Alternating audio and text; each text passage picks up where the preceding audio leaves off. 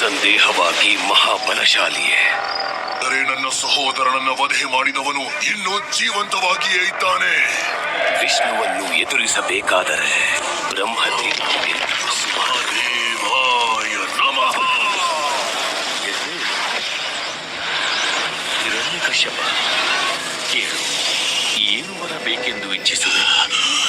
ಎಲ್ಲವೋ ಹೇ ಬ್ರಹ್ಮದೇವ, ನಿಮ್ಮ ರಚನೆಯಲ್ಲಿ ಈ ಸೃಷ್ಟಿಯಲ್ಲಿ ಚರಿಸಿದಂತಹ ಯಾವ ಜೀವಿಯೂ ನನ್ನ ವಧೆಯಾಗದಂತಹ ವರವನ್ನು ನೀಡಿ ನನ್ನ ಮರಣ ಹಗಲಲ್ಲೂ ಆಗಬಾರದು, ರಾತ್ರಿಯೂ ಆಗಬಾರದು, ಮನೆಯ ಒಳಗೂ ಆಗಬಾರದು, ಮನೆಯ ಹೊರಗೂ ಆಗಬಾರದು, ಅಸ್ತ್ರ ಶಸ್ತ್ರದಿಂದಲೂ ಆಗಬಾರದು, ಸಜೀವದಿಂದಲೂ ಆಗಬಾರದು.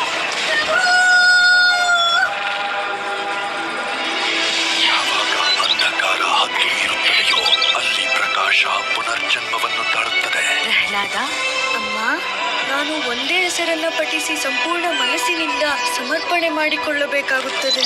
ಒಂದೇ ಹೆಸರಿನಿಂದ ಎಲ್ಲರಿಗೂ ಮುಕ್ತಿ ಸಿಗಂದ. ನಿನ್ನ ವಿಷ್ಣುವನ್ನು ಪರಿತ್ಯಜಿಸು. ನಾನು ಭಗವಂತ ವಿಷ್ಣುವನ್ನು ನನ್ನ ಶತ್ರು ಎಂದು ಖಂಡಿತ ಒಪ್ಪುವುದಿಲ್ಲ. ಭಗವಂತನನ್ನು ಮರೆತು ಬಿಡಿ. ನಾನು ಪ್ರಹ್ಲಾದನಿಗೆ ಮೃತ್ಯುದಂಡನೆ ನೀಡುತ್ತೇನೆ. ಬೇಡ.